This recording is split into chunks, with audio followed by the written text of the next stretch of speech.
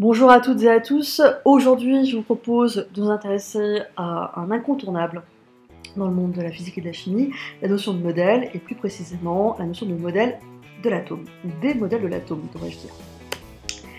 Alors, commençons l'aventure avec un super-héros, Captain Atom. Ce qui m'intéresse, ce ne sont pas ses histoires ou ses super-pouvoirs. Ce qui m'intéresse, c'est plutôt la représentation de l'atome qui est faite sur cette couverture de bande dessinée. Et tout est là. En fait, j'ai envie de dire, le sujet de ce cours est le suivant, c'est comment va-t-on se représenter l'élément fondamental, entre guillemets, je mets bien des guillemets parce qu'on verra pourquoi, on va discuter là-dessus, de la matière. Alors, pour vous parler de ceci, cette représentation, on dira encore de ce modèle de l'atome, je vous propose de diviser ce cours en deux parties. Dans cette première vidéo, on va faire un bref panorama de l'histoire des modèles de l'atome. Cette vidéo n'a pas du tout la prétention d'être complète, c'est vraiment juste présenter les temps forts, on va dire, les incontournables de l'histoire de l'atome. Et bien sûr, je vous invite à compléter davantage l'histoire de ces modèles avec vos propres recherches. Et puis dans une deuxième vidéo, on mettra l'accent sur le modèle, sur la représentation de l'atome qu'on va retenir en classe de seconde et même de lycée. Et puis ce sera l'occasion aussi de présenter les principales caractéristiques de l'atome pour mieux comprendre un petit peu les choses, des choses un petit peu déroutantes. On va y revenir par la suite. Alors commençons l'aventure avec un homme, un grec, Démocrite, 5e siècle avant Jésus-Christ, qui balaie un petit peu, remet un petit peu en question la théorie des 4 éléments qui constituent la matière. L'air, le feu, la terre, et il m'en manque un, l'eau, pardon. Donc c'était jusqu'à Démocrite les éléments qui, combinés entre eux, faisaient que la matière existait autour de nous. Pour Démocrite, les choses sont un peu plus simples, ou plus compliquées, c'est selon. Prenez une table en marbre, disait-il, vous la cassez en deux, vous prenez la moitié qui reste, vous la cassez encore en deux, et ainsi de suite. À un moment donné, vous arrivez à un grain de matière qui n'est plus possible de casser en deux. Ce grain de matière, c'est un grain qui est incassable, qu'on ne peut pas couper, qui est insécable. Insécable, en grec, se dit atomos. Donc, pour Démocrite, la matière est faite d'atomos, de formes variables, forme pyramidale, forme cylindrique, forme cubique par exemple, mais ce qui est sûr, c'est que ces différentes formes d'atomos vont s'accrocher entre eux, d'accord, pour constituer l'objet final. Pour Démocrite, finalement, les formes atomos étaient fortement liées aux formes de l'objet constitué par ces atomos. 4e siècle avant Jésus-Christ, un grec encore balaie du revers de la main la théorie de l'atomos, de l'atome, de Démocrite, remet en avant la théorie des 4 éléments, l'air, le feu, la terre, l'eau. Alors il ne faut pas oublier qu'Aristote était un grand orateur, un showman, donc qui arrivait qui arrivait en tout cas oui, aisément à mettre en avant ses opinions, et à noter que lui, ce modèle des 4 éléments, il augmente, on peut dire comme ça, avec la notion de transformation, ce qui est lié à l'heure actuelle à la notion de transformation chimique. On reviendra sur cette notion un peu plus tard dans l'année. Donc là, on est 4e siècle avant Jésus-Christ. Et regardez bien ce qui se passe.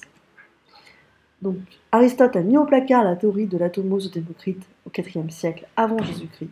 Et il faut attendre le début du 19e avec l'anglais John Dalton pour que la théorie de l'atomos renaisse, j'ai envie de dire. Pour Dalton, la matière était faite de grains de matière incassables, de sphères dures, et donc plus cette fois des formes pyramidales, cubiques ou je ne sais quoi, des sphères dures, des atomes. À partir de là, les choses vont s'accélérer, notamment grâce aux avancées technologiques. En particulier, 1897, Thomson fait une expérience assez célèbre où il met en évidence que l'atome est composé notamment de particules chargées négativement qu'il va appeler l'électron. Si vous lui demandez à Thomson c'est quoi pour vous un atome, il va vous dire, eh bien pour moi, un atome c'est comme un cake, c'est comme un pudding dans lequel on a planté des grains de raisin. Dans le rôle du cake ou du pudding, vous avez donc l'atome, et dans le rôle des grains de raisin, vous avez les électrons. Parfois, on parlera de la représentation, ou plus précisément, pour avoir un vocabulaire plus adapté, du modèle du cake de Thomson, du pudding de Thomson, d'accord, cette représentation d'une sphère pleine avec des électrons plantés dedans, chargés négativement.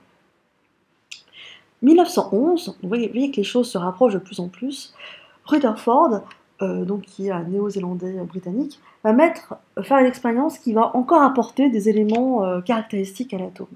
Notamment, il va montrer que dans le cœur de l'atome, il y a un noyau qui est chargé positivement. Ça, c'est la première chose. Donc, ces caractéristiques-là, celles que je vous énonce, il les a mises en avant grâce à une expérience très célèbre qui constituait à bombarder une feuille d'or très très fine avec des particules alpha, des noyaux d'hélium. Alors, donc je reviens aux caractéristiques. Un atome constitué d'un noyau chargé positivement, autour duquel gravitent des électrons chargés donc négativement, ça c'est la théorie de Thomson, mais le fait que les électrons tournent autour du noyau, ça c'est bien la représentation de Rutherford qui est proposée. Pour lui, les électrons tournent autour du noyau sur des orbites quelconques. Et puis, deuxièmement, deux caractéristiques très importantes. Rutherford explique que pour lui, premièrement, la masse de l'atome est sensiblement égale à celle de son noyau, autrement dit, le noyau constitue l'essentiel de la masse de l'atome. Et deuxièmement, entre le noyau et les électrons, il n'y a rien. On parlera d'une structure lacunaire. Lacunaire dans le sens où il y a absence de matière. Alors, j'ouvre une parenthèse, il faut bien prendre conscience que ici, je vous parle bien de ce qui est censé être la particule qui compose la matière, l'atome, qui est faite, manifestement, de vide. C'est plutôt déstabilisant. 1914, Bohr, pour expliquer les résultats de la spectroscopie, nous retrouverons cette notion un peu plus tard dans l'année, propose de considérer un petit peu l'atome différemment, de voir le modèle de Rutherford un petit peu différemment. En l'occurrence, il dit, c'est pas que les électrons tournent autour du noyau n'importe comment, quand ils tournent, ils décrivent une sphère en fait, autour du noyau, mais voilà, si on fait un plan en coupe, les électrons en fait tournent sur des orbites bien précises, des orbites auxquelles Bohr va associer un capital énergie. Il va même nommer ces orbites la première couche de numéro n égale 1, il va l'appeler la couche K, puis L, puis M, etc. Et pour Bohr, ces différentes couches ne peuvent pas accueillir le même nombre d'électrons. On y reviendra dans la deuxième vidéo de ce chapitre. Donc ici, on passe à un modèle, cette fois, non plus le modèle planétaire de Rutherford, avec des électrons qui tournent autour, comme ça, du noyau n'importe où. On tourne à un modèle où, effectivement, les électrons occupent des orbites, on va dire, discrètes, c'est-à-dire bien déterminées, bien particulières, bien fixées. C'est pas la couche 1, et ben elle est ici. Elle n'est pas là ou là, elle est ici.